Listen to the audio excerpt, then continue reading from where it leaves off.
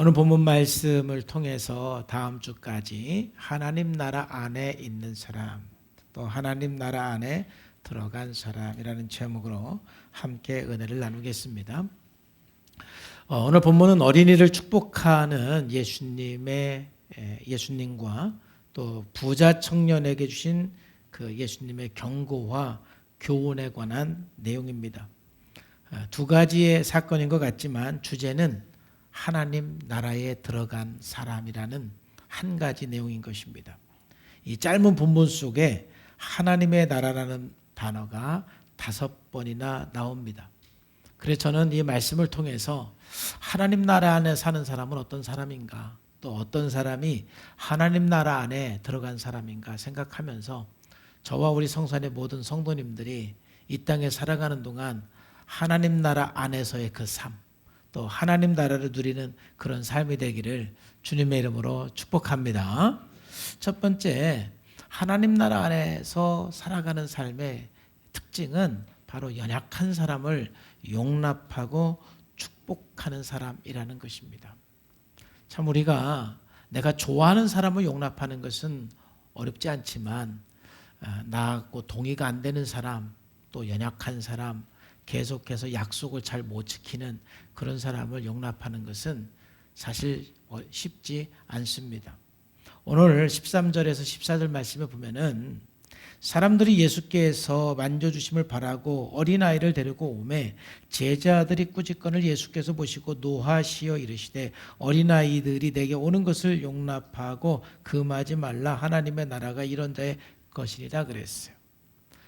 부모가 누구인지는 모르지만 자녀들의 축복을 위해서 예수님께 데리고 왔습니다. 그 당시에는 어떠한 성자가 만져준다든지 또는 그 성자의 옷자락만 만져도 굉장한 복을 받을 것이라는 그러한 믿음을 가지고 살았던 시대입니다. 예수님의 소문이 나면서 사람들은 예수님은 보통 선지자가 아니다, 정말 보통 사람이 아니다, 이런 그 확신을 가지고 이제 우리 아이들을 저런 분이 한번 만져준다면 또는 우리 아이가 저런 분의 옷자락이라도 만진다면 굉장히 앞으로 잘 될 것이고 복을 받을 것이다, 이런 사실 기복적인 신앙, 믿음을 가지고 예수님께 왔던 거예요.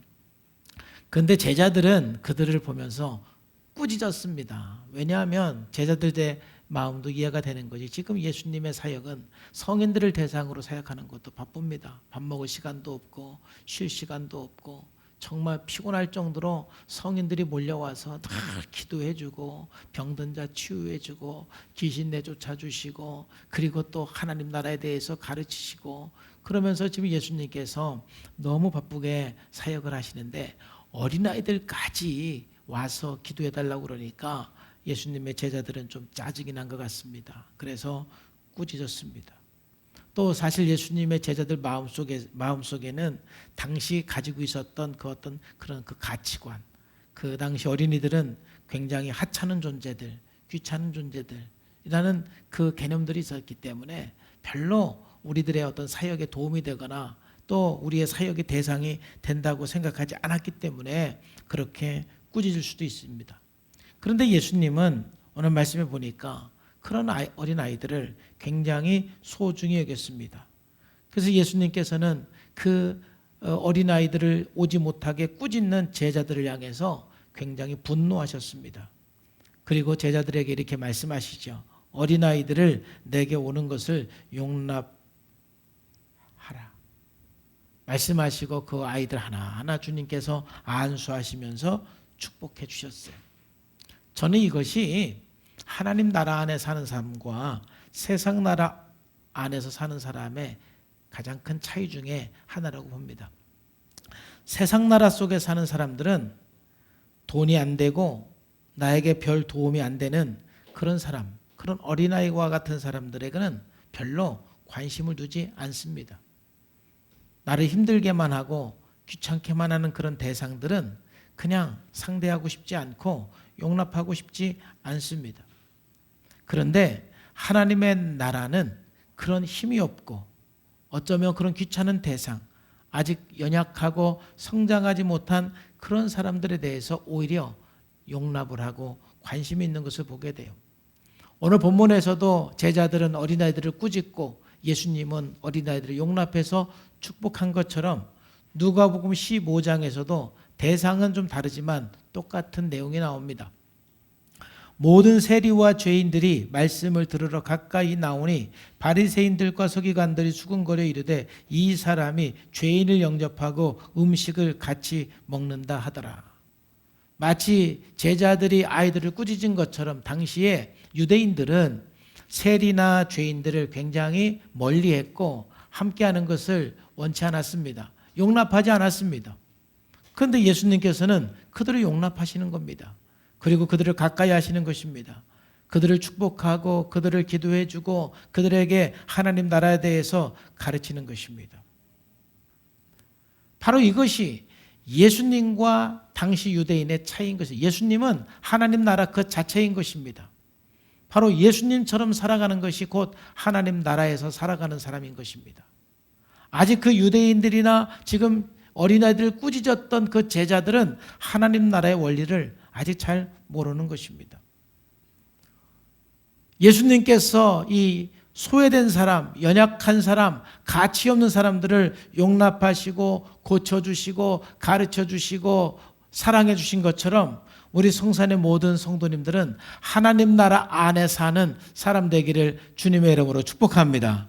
우리는 건강한 사람도 용납하고 잘 사는 사람도 용납을 해야 되겠지만은 연약하고 아직 부족하고 어쩌면 때로는 나를 힘들게 하고 귀찮게 하는 그런 사람들까지도 우리는 용납해야 돼요.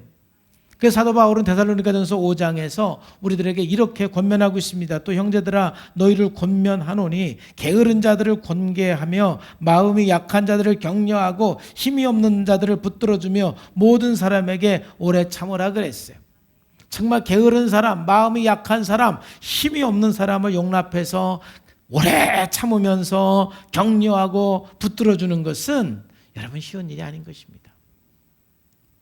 여러분 교회가 천국이 된다는 것이 뭘까요? 교회가 천국이 된다는 것은 문제없는 사람들이 모여서 이제 모든 쓴뿌리 작업을 다 하고 온전히 회복한 사람들이 모여서 천국이 되는 거라고 생각한다면 아마 우리 교회는 예수님 오실 때까지 천국을 이룰 수가 없을 것입니다. 천국은 어떤 곳이냐 하면은 서로 용납해주는 분위기가 되면 천국입니다. 우리 가정 공동체가 서로 아빠도 문제가 있고 엄마도 문제가 있고 자녀들도 좀 문제가 있지만 서로 용납해 줄 때 그 가정은 천국이 되는 것입니다. 여러분 교회 모든 성도님들이 성숙한 사람도 있고 아직 성숙하지 못한 사람도 있습니다. 잘 삐지는 사람도 있고 까딱하면 시험 들었다고 그러고 교회를 나온다고 그랬다가 안 나온다고 그랬다가 막 그러는 분이 있을 수도 있습니다. 그런 사람들에 대해서 온 성도들이 함께 기다려주고 용납하고 함께 격려하고 함께 붙들어줄 때 여러분 그런 교회가 천국이 되는 것입니다. 여러분 교회는 좀 문제가 있고 아직 성숙하지 못한 사람들이 오는 게 당연한 것입니다. 여러분 생각해 보세요. 좀 내 마음이 너무 교만해서 이제 좀 예수 믿고 좀 내가 겸손해지고 싶어서 교회 왔는데 교회 왔더니 목사님부터 시작해서 모든 사람들이 너는 왜 이렇게 교만해하고 그렇게 나무라기만 하면은 이 사람이 어떻게 교회 와서 회복될 수가 있겠어요? 굉장히 이기적이고 자기중심적인 사람이 이제 나도 좀 예수 좀 믿고 교회 다녀서 좀 헌신하고 희생하고 다른 사람을 위해 한번 살아봐야 되겠다 이런 마음을 가지고 교회 왔는데 사람들이 너는 왜 그렇게 이기적이냐, 너는 왜 그렇게 너만 생각하느냐 그렇게 나무라기만 하면은 그 사람이 언제 어떻게 회복이 되고 변화가 될 수가 있겠어요? 너무 내가 분노가 많고 화가 많고 또 내가 술 끊는 게 너무 어렵고 담배 끊는 것도 너무 어려워서 이제 좀 교회 나가서 좀 화도 좀 덜 내고 이제 술도 좀 끊고 담배도 좀 끊고 좀 그랬으면 좋겠다 막 그런 마음을 가지고 교회로 왔더니 목사님부터 시작해서 맨날 째려보기만 하고 너는 그렇게 담배도 못 끊냐 술도 못 끊냐 왜 이렇게 화만 내냐 그렇게 나무라기만 하면 이 사람이 어떻게 교회에서 변화가 될 수가 있겠어요? 사실 교회는 그런 사람들을 용납하고 그래서 격려해주고 붙들어주고 또 권면해주고 그러면서 하나님 나라를 이루어가는 것이고 바로 그러한 공동체 서로 연약한 사람을 용납해주는 그러한 공동체가 곧 하나님 나라 안에 사는 것이고 바로 하나님의 나라가 되는 것입니다. 여러분, 용납한다라는 것이 뭘까요? 그냥 저 혼자 생각해 봤어요. 기도하면서. 그냥 혼자 생각하면서 이렇게 요즘에 용납한다라는 것은 제가 이렇게 한번 정의를 내려봤어요. 용납한다는 것은 뭐냐? 그냥 판단하지 않고 축복해 주자. 내가 이 사람에 대해서 판단하기 전에 내가 예수님의 축복권을 갖고 있으니까, 예수님의 이름으로 기도할 수가 있으니까 먼저 판단하기 전에 그 대상을 좀 축복해 주고, 또 두 번째는 동의하지 않지만 좀 그 사람의 아픔을 좀 이해해 주는 것. 여러분, 좀 성경적이지 않는 삶을 살아가는 사람을 볼 때 동의할 수는 없어요. 어떤 동성애자를 볼 때 내가 그 사람을 동의할 수는 없어요. 또 부정한 행동을 하는 사람을 볼 때 내가 그 사람의 행동을 동의할 수는 절대 없어요. 그렇지만 그렇게 살 수밖에 없는 그 사람의 아픔을 조금 이해할 때 내가 도와줄 수가 있어요. 성장을 도와줄 수가 있고, 그죠? 회복을 도와줄 수가 있어요. 어떤 상황 속에서도 귀찮아하지 않고 좀 기다려주는 사랑의 마음. 성장하지 않는 분들 보면은 때로는 좀 귀찮습니다. 그렇지만 기다려주는 것. 사실 그래서 저도 회복 프로그램을 하면서 사실은 정말 감동이 있고 보람이 있고 너무너무 감사합니다. 사실 그런데 정말 힘든 사역입니다. 이 회복 프로그램은 굉장히 진이 다 빠집니다. 사실 제가 성경 공부하고 나면은요, 아팠다가도 건강해지고요, 설교 한번 하고 나면은요, 힘이 없다가도 다시 막 힘이 생겨요. 왜? 성령이 강력하게 역사해요. 근데 회복 프로그램은요, 어찌 보면 좀 진이 좀 빠져요. 그래서 그거 하고 나면 제가 1시간은 쉬어야 돼요. 그래서 어떤 때는 하고 싶지 않다, 이런 생각이 그냥 순간 들어올 때도 있어요. 순간. 무슨 말이냐면은 참 계속 뒤집어지고 계속 똑같은 말을 하고 성장하지 않고 막 그런 사람들을 끝까지 막 기다려주면서 용납한다라는 것이 그렇게 쉬운 일만은 아니에요. 근데 그렇게 용납해주지 않으면은요, 그 상대방은 변화될 수가 없어요. 회복될 수가 없어요. 그걸 귀찮아하지 않고 그냥 해맑은 웃음으로 네. 이게 어떻게 보면 저의 불일치한 모습. 겉으로는 하면서 속으로는 하는 그런 불일치한 모습. 그래서 진이 다 빠져요, 그때는. 여러분, 그렇기 때문에 우리가 기도해야 돼. 말씀 묵상하고 기도하면서 우리가 이 귀찮아하지 말고 기다려주는, 그게 용납하는 거예요.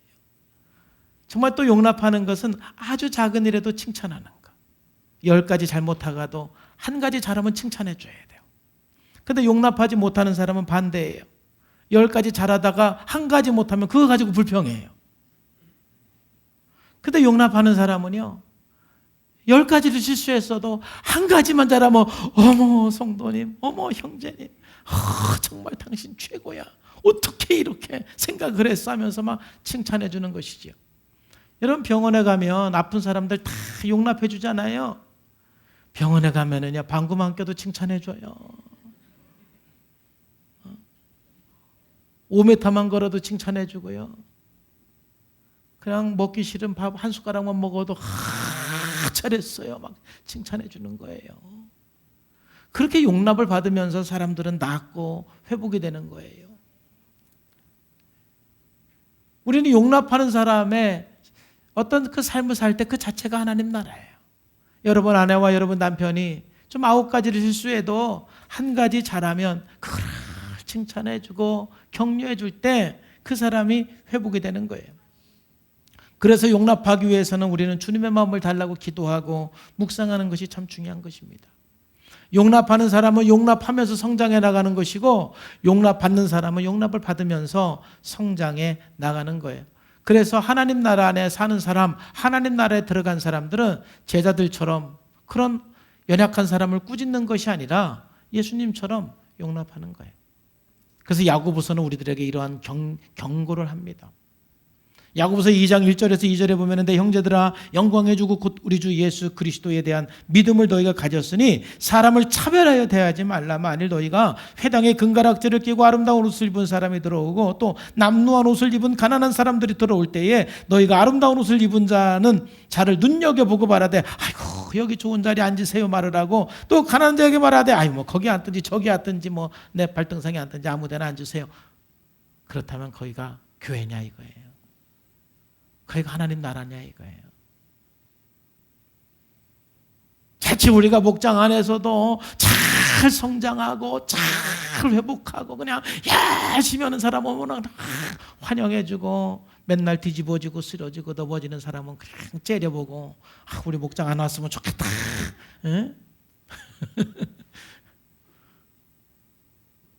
그런 마음을 먹는다라면 우리가 서로 성장을 도울 수가 없어요. 교회는 연약한 자를 용납해 주는 것이 교회다. 그래서 우리가 참 기도가 필요한 거예요. 저는 대화기법을 가르치면서도 정말 이 대화의 목적이 서로의 차이를 용납해 주는 거라는 참 이 내용이 저는 가장 제 마음에 늘 와닿아요. 자기 표현이라는 것은 공격적으로 자기 주장만 하는 것이 아니라 의사소통을 통해서 서로를 인정하는 거다. 어떻게 해요? 대안의 일치를 위함이 아니라 서로의 불일치를 존중하는 것이 대화의 목적이라는 것이죠. 대화를 하는 이유는 일치를 위한 게 아니에요. 서로 생각이 달라요. 서로 문제를 해결하는 방법이 달라요. 서로의 가치가 달라요. 서로 그런 상황 속에서 일치를 위해서 대화하는 것이 아니라 서로 불일치를 존중해 주는 거예요. 용납해 주는 거예요. 아, 당신은 그렇게 생각하는구나. 당신의 가치는 그거구나.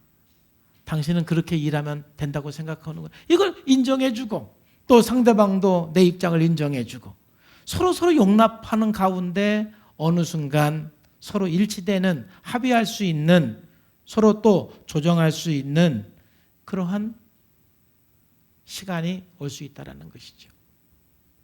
여러분 하나님의 나라 안에 사는 사람은 용납할 줄 아는 사람이에요. 서로 다른 사람을, 연약한 사람을, 힘든 사람을 하나님 마음을 가지고 용납해 주는 사람이에요. 우리 성산교회가 정말 용납하는 분위기가 되는 교회가 되기를 주님의 이름으로 축복합니다. 그래서 하나님 나라 안에서 사는 우리의 삶이 됐으면 좋겠어요. 두 번째로 하나님 나라 안에 사는 사람은 누구냐? 바로 하나님의 값없는 은혜를 무조건적으로 받아들이고 수용하는 사람인 것입니다. 많은 사람들이 하나님 나라 안에 살지 못하는, 하나님 나라를 누리지 못하는 것은 하나님의 무조건적인 사랑과 무조건적인 은혜를 나도 모르게 거부하는 거예요. 자꾸 조건적으로 생각하는 거예요. 오늘 예수님께서는 어린아이를 통해서 우리들에게 이 부분을 말씀해 주세요. 15절과 16절 말씀을 보면은 내가 진실로 너에게 이르노니 누구든지 하나님의 나라를 어린아이와 같이 받들지 않는 자는 결단코 그곳에 들어가지 못하리라 하시고 그 어린아이를 안고 그들 위에 안수하고 축복했다 그랬어요. 어린아이 같이 받들지 않는 자는 결단코 하나님 나라에 들어가지 못한다 그랬어요. 그래서 이 부분에 대해서 이제 주석한 분들의 내용을 보면은 어린아이 같아야 우리가 하나님 나라 갈 수 있다 해서 도대체 그러면은 어린아이 같은 게 뭐냐? 뭐 어떤 분은 겉과 속이 같은 것. 어린아이는 겉과 속을 이렇게 다르게 하지 못한다. 그래서 하나님 나라에 들어가는 사람은 겉과 속이 같아야 된다. 뭐 이렇게 설명하는 분도 있어요. 또 어떤 분은 어린아이 같아야 천국 가니까 어린아이 같다라는 것은 순수하게 순종하는 것을 말한다. 먼저 이렇게 설명하는 경우도 있어요. 뭐 여러분들도 어린아이 같아야 하나님 나라에 들어갈 수 있다고 그러는 것에 대해서 여러 가지로 여러분 생각할 수가 있는데 이 본문 말씀을 통해서 예수님께서 우리들에게 말씀하시는 것은 어린아이의 어떤 특징적인 그 모든 것을 말하기보다는 어떻게 보면 한 가지 분명히 말씀하고 있어요. 뭐냐면은 어린아이와 같이 받들지 않는 사람. 그러니까 누가 하나님 나라 천국에 들어가느냐면은 어린아이와 같이 받드는 사람이 하나님 나라에 들어가고 하나님 나라 안에 산다라는 거예요. 여기서 받든다라는 말은 accept 하는 거예요. 받아들이는 것을 말하는 거예요. 그러니까 어린이들은 있는 그대로 잘 받아들이는 거예요. 근데 어른들은 자꾸 따지고 의심하고 불신하고 자꾸 조건적으로 만들어버린다는 것이죠. 다시 말해서 어린이들에게 어떤 선물을 주면 그냥 해맑게 기쁨으로 받아요.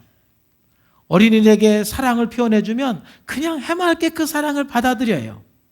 애들이요, 우리가 선물을 주고 사랑을 주면은요, 저 사람이 이 선물 왜 주지? 무슨 의도로 주지? 나한테 뭐 시키려고 이거 주지? 그렇게 따지지 않아요. 어린아이는요, 누가 선물을 주면, 누가 사랑을 주면 그냥 아무 생각 없이 그냥 그대로 사랑을 받아들이고 선물을 받아들이는 거예요. 근데 어른들은 자꾸 생각을 해요. 왜 주지? 무슨 의도로 주지? 이거 다 이유가 있을 거야? 그래서 그 사랑을 거부하고 사랑을 받아들이지 않고, 또 어떤 분은 한 가지 사랑을 받았으면 나도 반드시 갚아야 된다는 그 생각에 절대 무조건적으로 사랑을 못 받는 분이 있어요. 그런 분들은 하나님 나라 안에서의 삶이 아니에요. 에베소 2장 8절에서 9절 말씀에 보면 너희는 그 은혜를 인하여 믿음으로 말미암아 구원을 받았으니 이것은 너에게서 난 것이 아니요 하나님의 선물이라. 행위에서 난 것이 아니니 이는 누구든지 자랑하지 못하게 하려 함이니라. 하나님께서 하나님께서 우리들에게 구원을 베풀어 주신 것은 선물입니다. 은혜입니다. 은혜라는 게 뭐예요? 자격이 없는 사람에게 주는 게 은혜인 것입니다. 무조건적인 은혜로 우리들에게 구원을 주셨습니다. 선물로 우리들에게 구원을 주셨습니다. 그런데 우리들은 세상에 공짜가 어디 있어? 자꾸 구원을 조건적으로 만들어버립니다. 그래서 여러분 전도에 보면은 하여튼 예수님을 받아들이지 않고 믿지 않는 것도 가지가지입니다. 어떤 사람은 나같이 죄가 많은 사람을 어떻게 용서해 주시겠어요? 나는 너무 나쁘게 살아서 하나님이 나를 구원해 주지 않을 거예요. 교회를 나가면 처음에는 아무것도 안 시킨다고 하지만 교회 나가면 이제 다 집하려고 그래. 그럼 다 뜯어낼 건데 나 그래서 예수 못 믿겠어요. 하여튼 별 걱정을 다 해요. 하나님께서 내가 너를 위해 죽었어. 내가 너를 위해서 다시 부활했어. 내가 너의 모든 죄와 저주를 다 해결했어. 선물이야. 은혜야. 내가 너를 사랑해. 그러면 하나님이 나를 이렇게 사랑하는구나 하고 받아들이면 될 것을. 어른들은 생각이 너무 많아요. 의심이 너무 많아요. 불신이 너무 많아요. 그래서 자꾸 자격을 따지고 조건을 따지고, 그래서 하나님의 사랑을 거부하고 하나님의 은혜를 거부하는 거예요. 그래서 천국을 못 누리는 거예요. 사랑하는 성도 여러분, 정말 여러분들이 크리스찬으로서 하나님의 나라를 누리려면 여러분의 상태와 관계없이, 여러분의 삶과 관계없이 하나님이 여러분들을 사랑하시고 하나님이 여러분들을 구원하시고 하나님께서 여러분들을 가치 있게 생각하는 그 은혜를 그냥 100% 받아들이시기를 주의 이름으로 축복합니다. 자꾸 그 의심하지 마세요. 하나님이 그렇다면 그런 것이지 왜 자꾸 하나님을 나처럼 생각합니까? 한번 따라해 보세요. 옆 사람 얘기하기는 부담스러우니까. 하나님을 나처럼 생각하지 말자. 하나님은 나처럼 조건을 따져서 선물을 주는 사람이 아니다. 하나님을 너무 나처럼 생각하는 거예요. 그러니까 그 은혜를 순수하게 못 받고 뭔가 자꾸 머리를 쓰는 거예요. 옛날에 아주 부흥회 때 우리끼리 그냥 농담 삼아 한 말이, 이렇게 이제 주일 예배는 다 나와도 교회 집회하면은 한 반 나오고 3분의 2 나오고 그러잖아요. 왜 이렇게 사람들이 집회 안 나오는지 모르겠어. 이렇게 은혜를 받는 자리인데. 그럼 이제 그냥 제가 농담 삼아서 한 말이, 은혜 받을까 봐 못 나온대요. 왜? 은혜 받으면 헌신해야 되는 줄 알고, 은혜 받으면 뭘 해야 되는 줄 알고, 그래서 은혜 받으면 은혜 받을까 봐 못 나온대. 그게 말이 되는 얘기예요.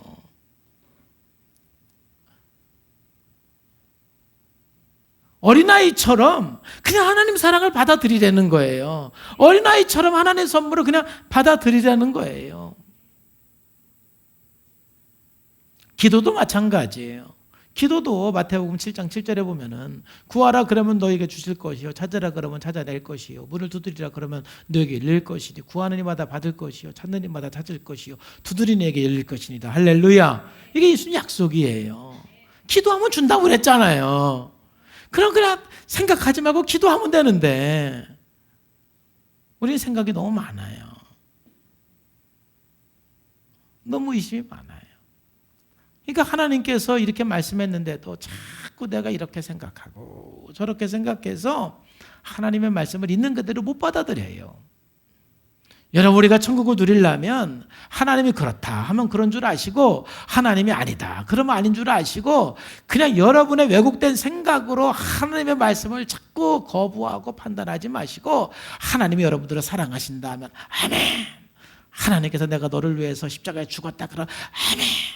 하나님께서 여러분 너는 세상에 최고 가치 있는 사람이다 그럼 아멘 하고 그냥 100% 순수하게 받아들이시기를 바랍니다. 하나님 말씀에 여러분 생각을 섞지 마세요. 그냥 받아들이세요. 어린아이 같이 받아들여야 하나님 나라 들어간다라는 거 아니에요. 순수하게. 그래서 하나님 말씀을 읽을 때는 어린아이 마음으로 순수하게 여러분들이 말씀을 묵상하고 말씀을 읽을 때 그 사랑을 누리게 되는 거예요. 오늘 세 번째로 하나님 나라 안에 사는 사람. 누가 하나님 나라 안에 들어간 사람이냐? 바로 그 사람은 예수님을 따르는 사람이다. 이것은 너무 중요하기 때문에 오늘은 큰 것만 얘기하고 다음 주 이제 이어서 좀 더 구체적인 이야기를 여러분과 함께 나누겠습니다. 예수님을 따르는 사람이 곧 하나님 나라 안에 사는 사람이에요.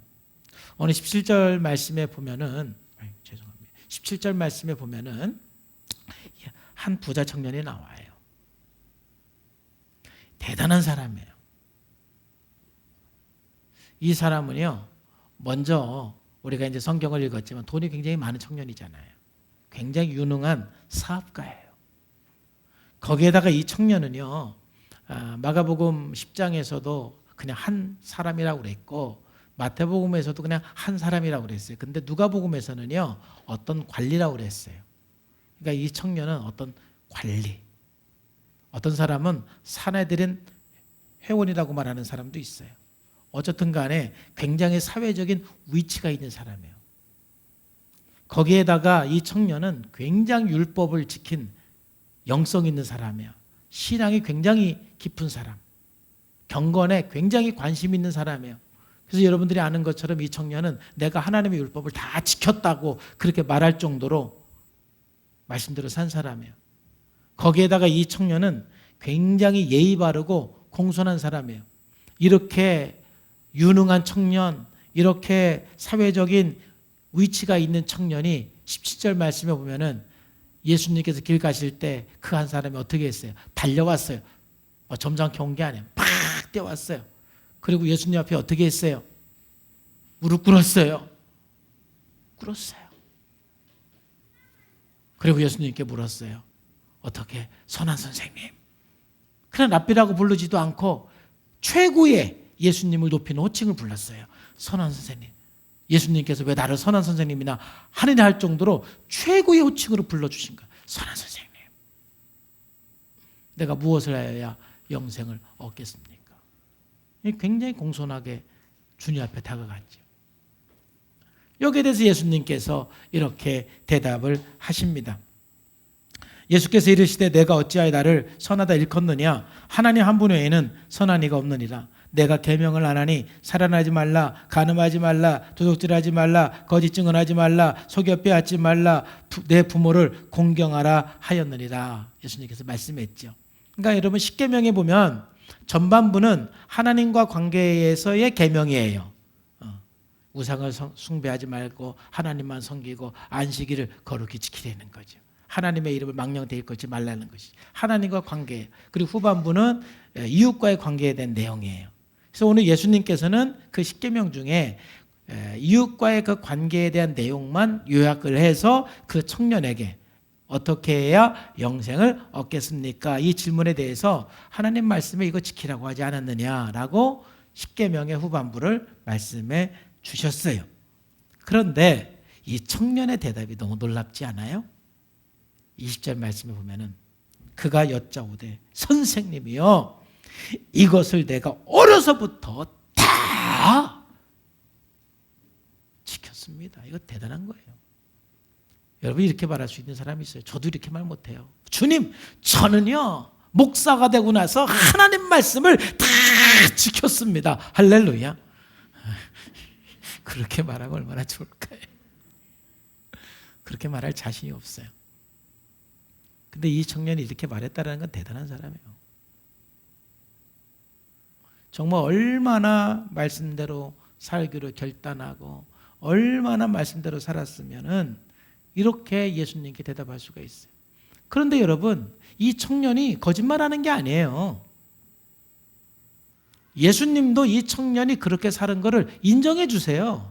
왜냐하면 21절 말씀에 보니까 예수께서 그를 보시고 뭐 하시되? 살아가시되.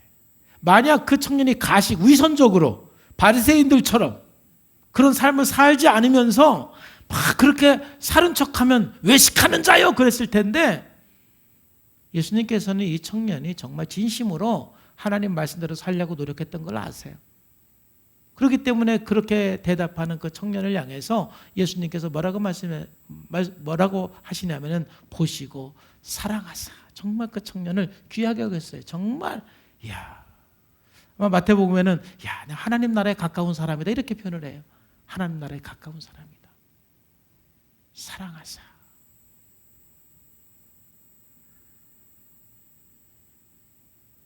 그리고 나서 예수님께서 말씀하시는 거예요.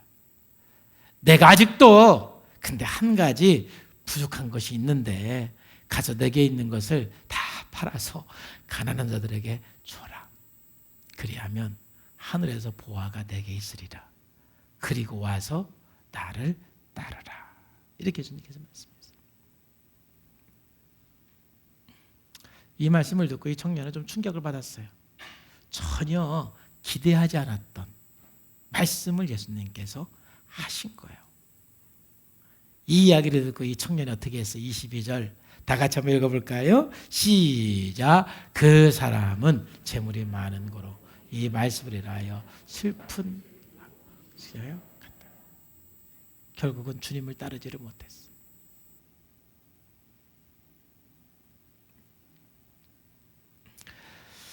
여러분 이 말씀에서 우리들에게 주시는 말씀이 있는데 무엇이냐면은 여러분 21절 다시 한번 보면은 여러분 21절 말씀에 예수님께서 이 청년에게 강조한 것은 뭘까요?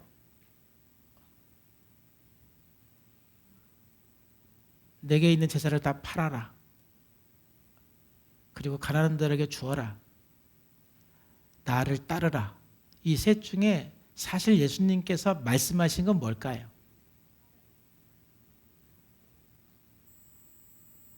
여러분들은 뭐에 어떤 단어에 눈이 갑니까? 팔아라? 거기에 눈이 막 그래서 다 팔아? 거기에 눈이 자꾸 가지요 사실은요. 또 가난한 자에게 주어라? 여기에 눈이 갑니까? 여기 또 눈이 가지요. 왜? 찔리는 게 많으니까. 근데 사실 여기서 예수님께서 하시는 말씀은 나를 따르라는 거예요. 나를 따라라. 어쩌면 제자로 부르시는 거예요. 나를 따라라. 그런데 예수님을 따르기 위해서는 버릴 게 있을 수도 있어요. 예수님을 따르기 위해서는 내려놔야 될 게 있을 수도 있어요. 근데 이 청년이 예수님을 따르기 위해서는 한 가지 약점이 있는데 너무 돈이 많아요. 그것을 내려놓지 않고는 따를 수 없기 때문에 그것을 어느 정도 포기하지 않고는 따를 수 없기 때문에 사실 전제 조건으로 이 말씀을 한 것이고 너는 나를 따르라. 여러분 우리가 주님을 따를 때는 그냥 따를 수는 없는 거예요. 각각 사람들마다 주님을 따르기 위해서 포기해야 될 것도 있고 희생해야 될 것도 있고 내려놓을 것도 있는 거예요. 그런 희생과 어떠한 내려놓음 없이 우리가 주님을 따를 수는 없는 것이죠. 이 청년과 그 당시 유대인들과 예수님과의 그 어떤 하나님 나라 안에 들어가는 거에 대한 어떤 개념의 차이가 있어요. 많은 사람들은, 당시 유대인들은 어떻게 하나님의 나라에 들어간다고 생각하느냐면은 계명을 지켜서 하나님 나라에 들어간다고 생각을 해요. 우리가 신앙생활하면서 계명을 지키는 거에 대해 너무 집중을 하면은 교만해질 수도 있고 죄책감에 빠질 수 있어요. 내가 오늘은 말씀대로 잘 살았어, 할렐루야. 오늘은 내가 말씀대로 못 살았어, 막 확 처지고 죄책감에 빠질 수가 있어요. 하나님 나라 안에 있는 사람들은 물론 하나님의 계명을 지키는 거에 소홀히 하라는 말은 아니고, 하나님의 계명을 지키는 것을 넘어서 하나님 나라에 사는 것은 주님을 따르는 거예요. 주님과 함께 사는 거예요. 주님과 함께 사는 것이 하나님 나라 안에 사는 거예요. 그리고 그 주님을 따르기 위해서 때로는 내가 포기할 거 포기하고 내려놓을 거 내려놓는 거예요. 여러분, 제가 오늘 윤 목사가 천국을 누리는 데 있어서는 주님을 따르기 때문에 천국을 누리는 거예요. 저도 넘어질 때가 있고 쓰러질 때가 있고 말씀에 불순종할 때도 있죠. 그러면 내가 순종했다 불순종했다 너무 거기에 집중하다 보면은 어떻게 보면 일희일비하게 돼요. 순종한 날은 막 할렐루야 했다가 그렇지 못한 날은 굉장히 또 침체에 빠졌다가. 그런데 우리가 이 회복 프로그램 하면서 쓴뿌리 작업을 하는 것은 뭐냐면, 내가 지금 넘어져 있는 상태라 할지라도 주님을 바라보고 주님을 향해서 가고 있으면 주님을 따르는 거예요. 지금 내가 낙심한 자리에 있다 할지라도 주님을 바라보고 주님을 향해서 내가 나가고 있으면, 지금 내가 아직 온전하게 회복한 자리로 가지는 않았지만 지금 주님을 따르고 있는 그 과정 속에 있어요.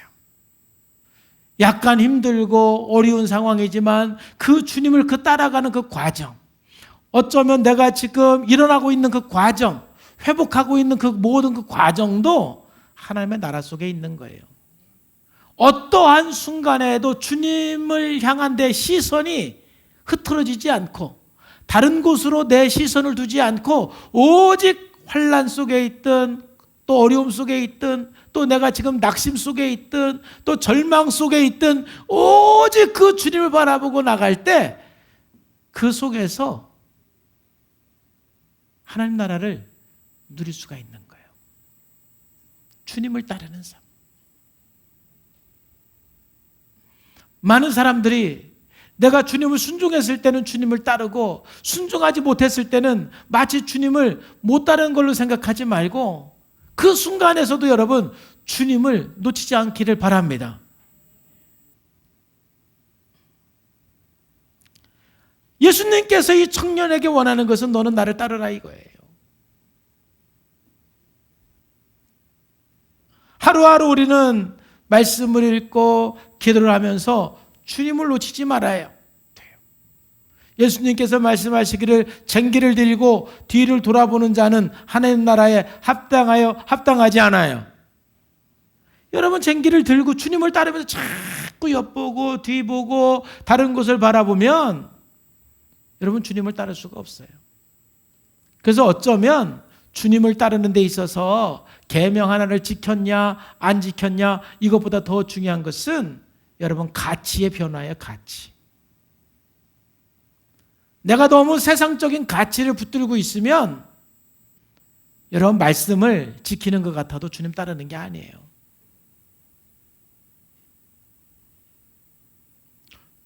교회를 나오고 하나님 말씀을 순종하는 것 같지만 주님을 따르지 않는 사람이 많아요. 그러면 하나님 나라를 경험할 수가 없어요. 하나님 나라 안에서 산다고 말할 수가 없어요.